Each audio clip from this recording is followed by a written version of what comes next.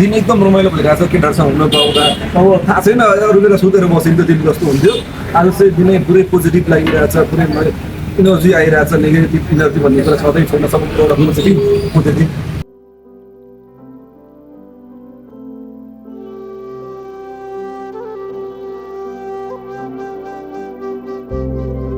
रहेको भने चाहिँ यहाँ कुनकुनेमा छ अब जान आँटेको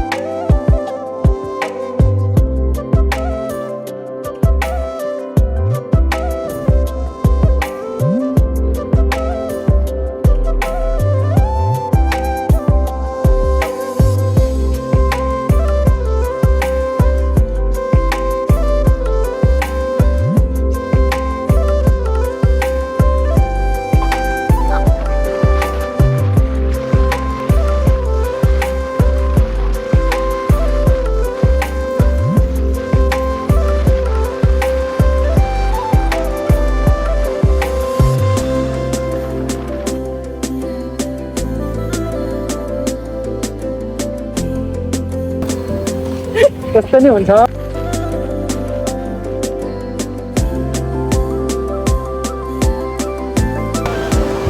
कहाँ पुग्ने भन्नु त कहाँ पुग्ने बाटोमा थाहा नै छैन त्यो भन्ने र कस्तो लागिरहेको छ अहिलेसम्म कस्तो मजा अति मजा वेदरले पनि बब्बाल साथ दियो काठमाडौँबाट ठ्याक्कै निस्किरहेको लुट्टो पिच्छा जस्तो लागेको थियो यहाँ आएर टक्क मजाको घाम लागेको छ लुगाहरू सबै सुक्यो आनन्द छ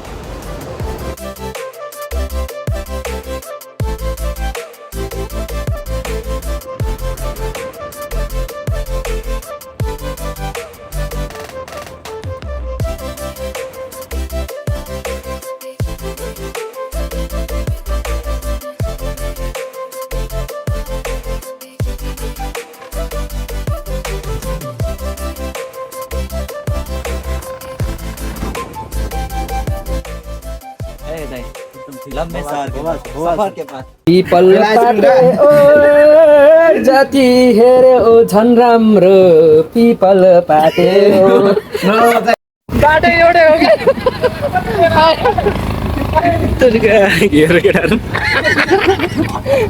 मिलाएको छ केटाहरूले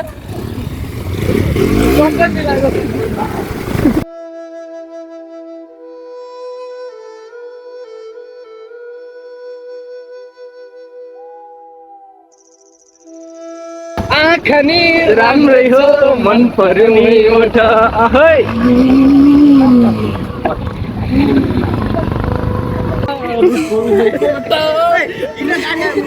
आज पुटु रोड के गाडलाई हिँड्यो रे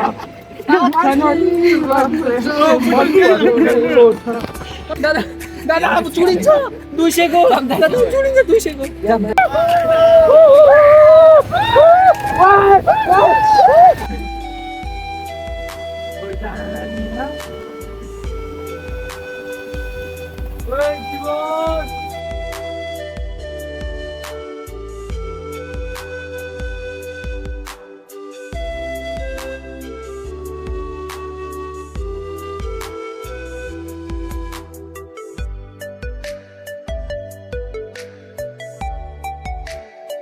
मजा आइरहेको छ लङ टाइम ब्याक केटाहरूसँग बसेँ हुनु त यो कुरा त पहिला नि खेलेर आएको पौडी चाहिँ अब लङ टाइम ब्याक केटाहरूसँग बस्दाखेरि केटाहरूसँग बस्दाको मजा बेग्लै होइन अब हुन त योभन्दा सफा त हाम्रो सुनकोसीको पानी छ नि होइन अब सुनकोसी छ केटाहरू छैन होइन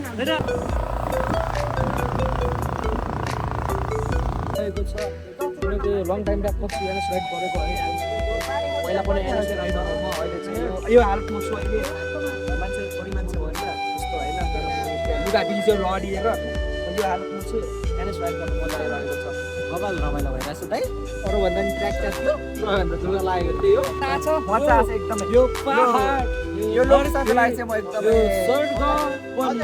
राइड गर अब यो लोकेसनको लागि चाहिँ म एकदमै भ्रमण गर्न चाहन्छु मेरो मित्रहरूलाई दाइहरूलाई किनकि यो एक्सपेक्टेसन भन्दा हामीले धेरै नै राम्रो पायौँ किनकि यो रेनलाई पनि हामीले च्यालेन्ज गरेर हामीले यहाँसम्म आएर इन्जोय हल्का लिइसक्यौँ अब माथि गएर हामी धेरै नै इन्जोय लिन चाहन्छौँ ल यही नै भन्छु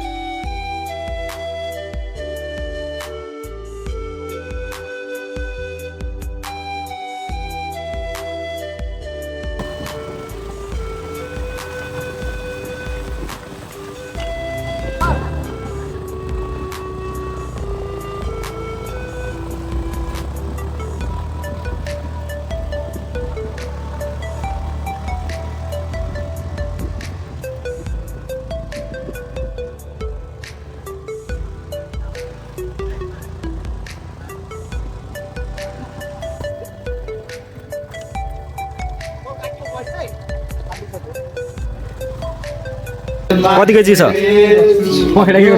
यो चाहिँ बाँकी छ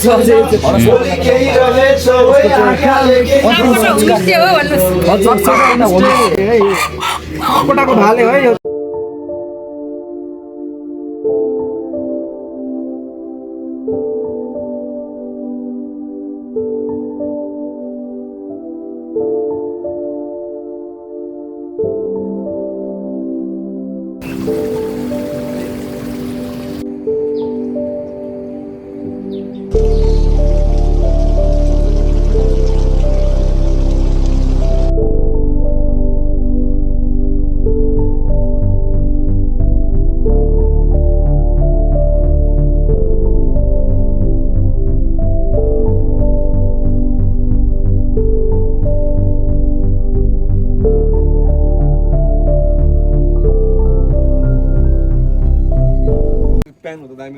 हामी चाहिँ मैलुङ झरनाको एकदमै करिब पुगिसकेका छौँ हिजो चाहिँ हामीले तलबाट अवलोकन गरौँ सोचेको भन्दा नि छ अब माथिबाट कस्तो हुन्छ हामी एकदम उत्साहित छौँ अब मात्रै केही दूरीमा छ 300 मिटर समथिङ छ अरे हामी हिँडेर जान लाग्दैछ यो चाहिँ म अश्विन सर यता हुन्छ, जीवन सर यता हुनुहुन्छ, त्यहाँ सबिन सर यता हुन्छ।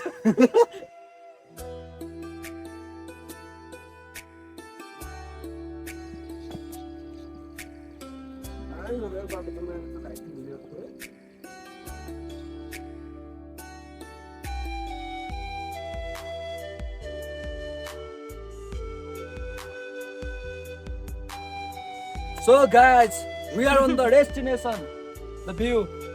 यदि तपाईहरु मुड रिफ्रेश हुन चाहनुहुन्छ भने काठमाडौँबाट मात्रै कति अराउन्ड 70-80 किलोमिटरमा 2-3 घण्टाको राइडमा मजाले आउन सक्नुहुन्छ। होमस्टे पनि राम्रो छ, हरेक कुरा सुविधा छ, ट्रान्सपोर्टेसन पनि गाडीहरु पनि आउँदछ लगभग। बाटो पनि त्यस्तो अप्ठ्यारो छैन, बाइकमा मजाले आउन सक्नुहुन्छ तपाईहरु। सो 3 घण्टाको ब्युटिफुल राइड पछि ब्युटिफुल भ्यू।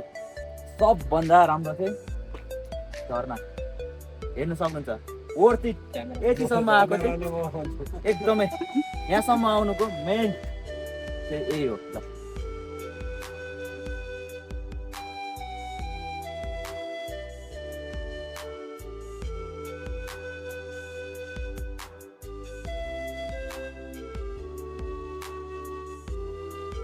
सो हाम्रो मैलुङ झरनाको ट्रिप चाहिँ फाइनली कम्प्लिट भइसकेको छ। हजुर, हामी बसेको चाहिँ सापकोटा होमस्टेमा हो। यहाँ आन्टी हुनुहुन्छ, आन्टी देख्छ सापकोटा होमस्टेको कोही भाइहरू आउनुहुन्छ भने नम्बर उहाँहरूसँग मागेर आउनु होला। बस्न के कस्तो भयो, खाना के कस्तो भयो, हजुरहरूलाई कस्तो लाग्यो? एकदमै मिठो, एकदम फ्यामिलियर हैन, ल रिल्याक्स होम, अर्ग्यानिक होम घर जस्तो घर जस्तै फिल हुन्छ। कोही आउँदै हुन्छ भने हामी नम्बर पनि राखिदिन्छ, प्लिज यहाँ भिजिट गर्नु होला। एकदम फ्यामिलियर हुनुहुन्छ उहाँहरू, हस्पिटालिटी राम्रो, सुत्नु पनि राम्रो ठाउँ छ, लोकेसन पनि एकदम झरना भन्दा धेरै नै नजिक छ, आउनु जानु पनि सजिलो हुन्छ तपाईहरुलाई। Thank you. Enjoy it, love it, एकदम मजा आयो। आफ्नै साथीभाइहरू आफ्नै बालिकाको साथीहरू घुम्न पाउँदाखेरि आहा जन्नत सुनमा सुगन्ध क्या। साथीहरू पनि उसै रमाइलो, झन् यस्तो ठाउँमा आएपछि त ओहो संसारै चेन्ज। ओके छ तेरो एकदमै धेरै पछि साथीभाइहरूसँग घुम्न आयो। त्यो कता कता सोच्नु पनि त्यो डेस्टिनेसन चाहिँ एकदमै बवाल छ, रमाइलो भयो। रमाइलो ठाउँ छ, सबैजनालाई म पनि सजेस्ट गर्छु यो ठाउँमा एकचोटि आउनु होला। हाम्रो होमस्टे सापकोटा होमस्टेमा बस्नु होला, खाना एकदम मिठो छ।